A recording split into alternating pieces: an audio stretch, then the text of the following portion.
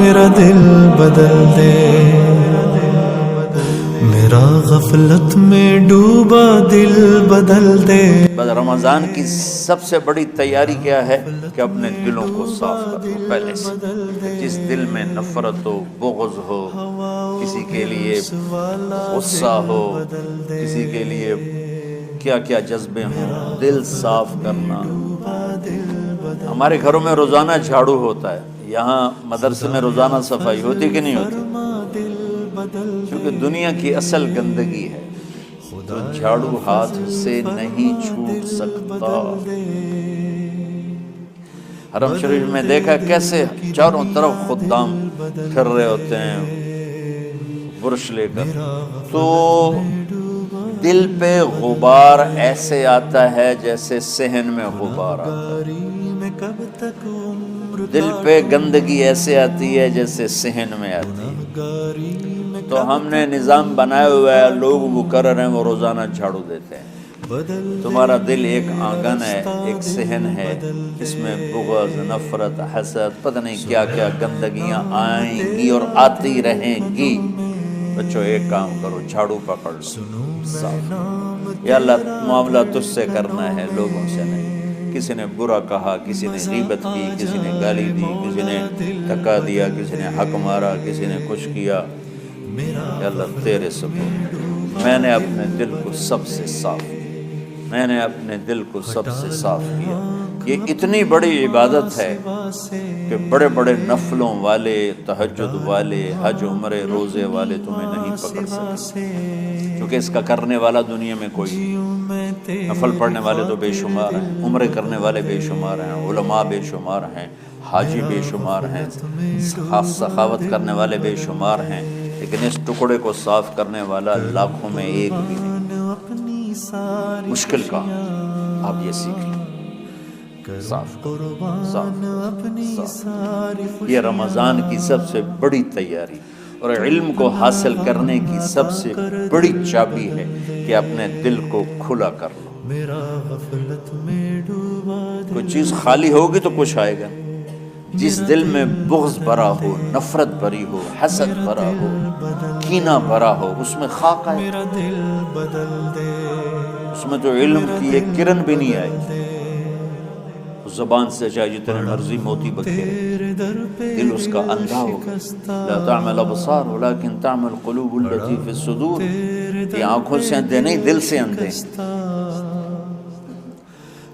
بچوں اپنے دل کو صاف کرنا سیکھو۔ وہ کتنی مشہور حدیث ہے، آپ نے کہا اس دروازے سے ایک جنتی آ رہا ہے۔ ایک انصاری صحابی داخل ہوئے، جوتا ہاتھ، داڑھی میں وضو کا پانی۔ اگلے دن اس دروازے سے ایک جنتی آ رہا ہے، تو ایک صحابی آئے، ہاتھ میں جوتا، داڑھی میں وضو کا پانی۔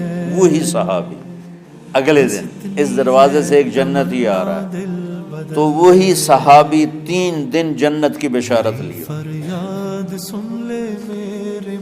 اس صحابہ کی جماعت میں ایک شخص ہیں جن کا نام ہے عبداللہ بن عمرو بن عاص۔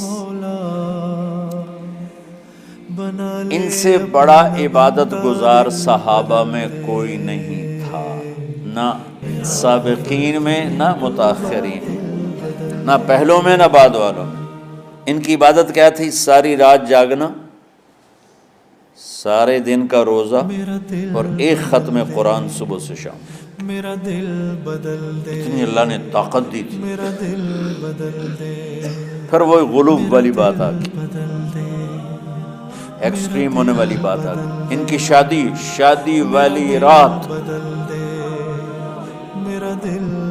حجلہ عروسی میں داخل ہو رہے ہیں، دلہن کے کمرے میں داخل ہو رہے ہیں، اور مصلی بچھا کے اللہ اکبر، اور دیر نفل تے نفل، دیر نفل تے نفل۔ ان کی بیگم نے دیکھا تو وہ بھی خیر کا زمانہ تھا، انہوں نے بھی وضو کیا اور پیچھے مصلی بچھا کے وہ بھی فجر تک نفل پڑھتے رہے۔ صبح ہوئی تو حضرت عمرو بن عاص رضی اللہ عنہ نے پوچھا، بیٹی رات کیسی گزری؟ کہا جی ماشاءاللہ آپ کے بیٹے تو بڑا عبادت گزار ہیں، ساری رات نفلوں میں ہی گزری۔ تو وہ ان کو شکایت کر دی، حضرت عمرو بن عاص کو اتنا غصہ چڑھا، وہ بیٹے کو تو کچھ نہیں کہا، کتنی حکمت کی بات ہے، سیدھے گئے اللہ کے نبی کے پاس، یا رسول اللہ یہ عبداللہ دیکھیں کیسا نادان ہے، اس کی شادی کی ساری رات نول پڑھتا رہا، تو آپ کہتے ہیں ماشاء اللہ ماشاء اللہ کتنی بڑی بات ہے، نفلوں میں گزر گئی، رات بھی نفلوں میں گزر گئی۔ تو آپ نے حضرت عبداللہ بن عمر کو بلا کے ڈانٹا کہ تو نے مہینے میں 3 دن روزے رکھنے، بس اس سے زیادہ نہیں رکھنے، اور ہفتے میں 1 قرآن ختم کرنا۔ کہا یا رسول اللہ میرے اندر طاقت زیادہ ہے، پھر اچھا 15 دن روزے رکھنے، کہنے میرے اندر طاقت زیادہ ہے۔ آپ اس کو تھوڑا تھوڑا کر کے گھٹاتے رہے، اور وہ ہر دفعہ نہیں یا رسول اللہ میرے اندر طاقت زیادہ ہے، تو آخر میں آپ نے کہا اچھا چلو صوم داؤدی پہ آ جاؤ، 1 دن روزہ رکھو، 1 دن افطار کرو، اور 3 دن سے پہلے قرآن ختم نہیں کرنا۔ تو آپ نے اس کو پیچھے کیا۔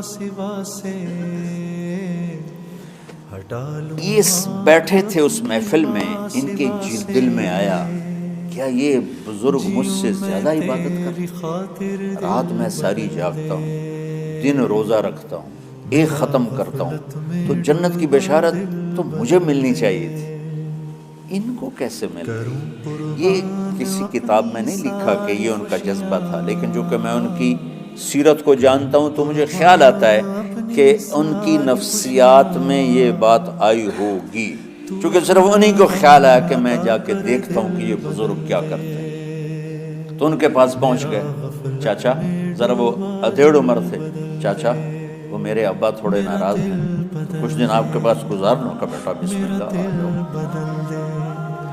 اب رات ہوتے ہی عشاء کی نماز پڑھ کے انہوں نے جلدی سے چادر اوپر لی اور یوں سراغ کر کے ان چاچے کو دیکھنے لگے کہ اب یہ کیا ساری رات سجدہ کرے گا، اور ساری رات روتے روتے روتے روتے مصلی گیلا ہو جائے گا، یا ساری رات رکوع کرے گا، ساری رات قیام کرے گا، ساری رات قرآن پڑھے گا، اس تصور سے یوں دیکھ لو۔ اور وہ بزرگ صحابی تشریف لائے، سرانے پہ سر رکھا، اللہم بسمک اموت و احیا، ہو گئے۔ اب یہ دیکھ رہے ہیں ابھی اٹھیں گے، ابھی اٹھیں گے، ابھی اٹھیں گے،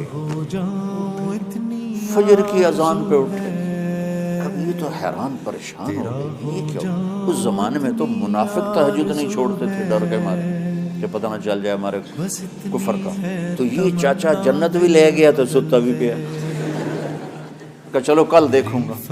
اگلی رات پھر چادر سر پہ کر کے اور یوں سراغ کر کے لیٹے ہوئے اور دیکھ رہے، چاچا پھر تشریف لے اور سرانے پہ سر رکھا، اللہم بسمک اموت و احیا، فجر کی اذان پہ اٹھے۔ یہ اور پریشان ہو گئے کہ میرا نبی کا فرمان تو سچا ہے، اس میں تو شک بھی کفر ہے، لیکن عمل کیا ہے جس پر اس کو جنت کی بشارت ملی؟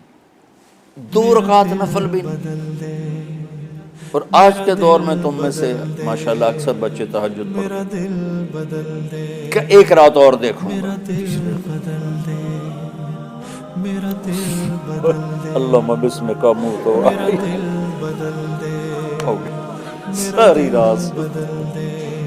تو تیسری رات پھٹ پڑے عبداللہ بن عمر، کہنے گے چاچا میری ابا سے کوئی لڑائی نہیں تھی، 3 دن میں تیرے بارے میں سنتا رہا، جنتی جنتی جنتی، میں دیکھنے آیا تھا کہ آپ کیا کرتے، آپ تو کچھ بھی نہیں کرتے ہو، ساری رات سوتے رہتے ہو، اب کیا کرتے ہو؟ ان کا بیٹا یہی ہے جو تم نے دیکھا ہے۔ اب ان کو سمجھ میں نہیں آ رہا کہ یہ جوڑ کیسے بٹھاؤں، ادھر جنت کی بشارت، ادھر ساری رات خراٹے، اب یہ اس میں جوڑ کیسے بٹھاؤں؟ نبی کی بات تو غلط ہو نہیں سکتی۔ تو اب وہ نا ایسے نا بڑے بے دل سے ہو کر واپس مڑے، میں پتہ نہیں کی چکر ہوئے گی کوئی گل۔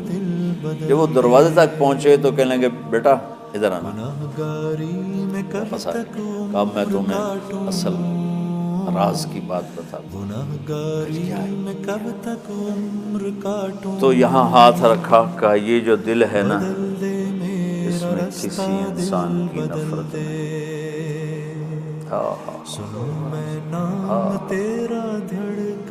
اور جب اللہ کسی کو رزق دیتا ہے، عزت دیتا ہے، مجھے کبھی حسد نہیں ہوا، مجھے خوشی ہوتی۔ تو عبداللہ بن عمر نے کہنا تھا ہاں یہ بات ہے، نہیں، ہاذا ہوا، اچھل کے کہنے لگے ہاذا ہوا، ہاں ہاں ہاں یہی ہے، یہی ہے، یہی ہے۔ پھر کہنے لگے چاچا پر یہ میرے بس کا نہیں، کون کرے گا یہ؟ اتنے بڑے آدمی ہو کر کہہ رہے ہیں کہ یہ میرے بس کا۔ تو بچوں، دنیا میں جنتی بننا ہے اور علم اللہ سے لینا ہے تو اسے صاف کر دو، سب کی نفرت سے۔ سب، اس نے مجھے یہ کیوں کہا، اس نے مجھے یوں کیوں دیکھا، اس نے میرے بارے میں یوں کیوں کہا، اس نے میرے بارے میں یہ کیوں لکھا۔ جس کی تعریف ہوتی میری کتنی برائی ہوتی، صرف تعریف تو نہیں، بھرا پڑا سوشل میڈیا مجھے گالیاں دیں۔ اللہ کے فضل سے میرے دل میں ایک ذرے کے برابر کبھی کوئی منفی جذبہ نہیں آیا، آئے تو میں دھو کے صاف کر دیتا ہوں۔ یا اللہ میں نے اپنے دل کو صاف کیا، میرا معاملہ تیرے ساتھ ہے، کسی کے ساتھ نہیں۔ یہی آپ رمضان کی سب سے بڑی تیاری، علم کے حاصل کرنے کا سب سے بڑا ہتھیار آپ کو یہ نہیں ہے کہ تمہیں کتابیں یاد ہو جائیں، تمہیں اشعار یاد ہو جائیں۔ تو ساری امت سے کہتا ہوں رمضان کا استقبال کرو، دلوں کو صاف کر کے، نفرتوں کو مٹا کے، مذہبی نفرت، دنیاوی نفرت، رشتوں کی نفرت، بول چال کی نفرت، سیاست کی نفرت، لین دین کی نفرت، ان سب سے اپنے دل کو صاف کرو تاکہ رمضان میں اللہ نے علم اتارا، اللہ تعالیٰ آپ کو علم عطا فرمائے، اور باقی لوگ جو عام دنیا میں زندگی گزار رہے ہیں ان کے دلوں میں اللہ رمضان کا نور اتارے اور اپنے اور ہدایت کا نور اتارے۔ یہ سب سے بڑی تیاری ہے۔